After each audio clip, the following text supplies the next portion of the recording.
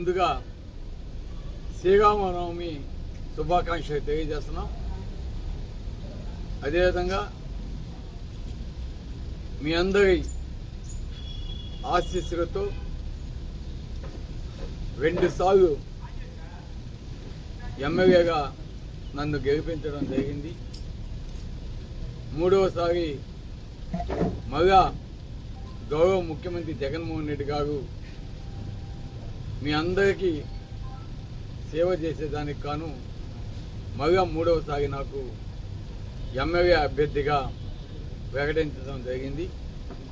కాబట్టి మే 13న జరగబోవు ఈ ఎన్నికలకు సంబంధించి వైఎస్ఆర్ కాంగ్రెస్ పార్టీ తరఫున ఎమ్మెల్యే అభ్యర్థిగా 18వ తారీఖు అంటే రేపు ఉదయం 8 గంటలకి నామినేషన్ వేసేదానికి కౌగోరమ్మ గుడి వద్ద నుంచి బయలుదేరి ఆర్డీఓ ఆఫీస్కి పోతున్నాము. కాబట్టి ముఖ్యంగా వైఎస్ఆర్ కాంగ్రెస్ పార్టీ నాయకులకు, కార్యకర్తలకు, అదేవిధంగా జగనన్న మరియు వైఎస్ రాజశేఖర రెడ్డి గారి అభిమానులకు, దాంతోపాటు నా శ్రేయోభిలాషులకు, వ్యాపారులకు, విద్యార్థులకు, కర్షకులకు, కార్మికులకు అందరికీ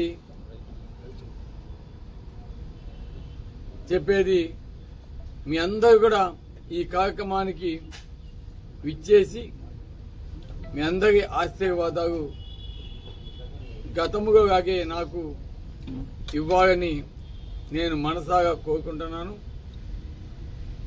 2014, 2018లో మంచి మెజార్టీతోటి గెలిపించిన మీ అందరికీ కూడా చేతులెత్తి నమస్కరిస్తూ 2024లో కూడా మీకు సేవ చేసుకునే దానికి మీ అందరి ఆశీస్సులు నాకు ఉండాలని, ఈ కార్యక్రమానికి పెద్దలు, గౌరవనీయులు మన పార్లమెంట్ అభ్యర్థిగా పోటీ చేస్తున్న శ్రీ వేణుంబాక విజయసాయిరెడ్డి గారు, అదేవిధంగా మరో సోదరులు, పెద్దలు, గౌరవనీయులు, రాజ్యసభ సభ్యులు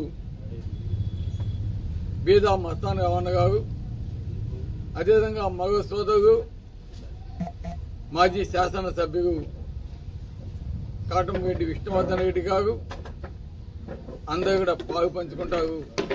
కాబట్టి ప్రతి ఒక్కరు కూడా స్వచ్ఛందంగా ఈ కార్యక్రమానికి విచ్చేసి మీ యొక్క ఆశీర్వాదాలు 3వసారి నన్ను గెలిపించేదానికి, కావలి నియోజకవర్గ అభివృద్ధి కోసం, అదేవిధంగా కావలి నియోజకవర్గాన్ని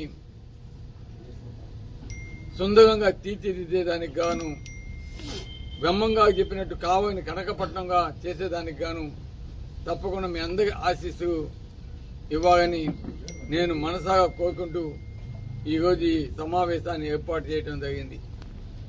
కాబట్టి తప్పకుండా ప్రతి ఒక్కరు కూడా ఈ కార్యక్రమానికి స్వచ్ఛందంగా విచ్చేసి మీ యొక్క ఆశీర్వాదాలు ఇవ్వాలని తెలియజేస్తూ మరొక్కసారి ప్రతి ఒక్కరికి కూడా శ్రీరామనవమి శుభాకాంక్షలు తెలియజేస్తున్నాను. Thank you.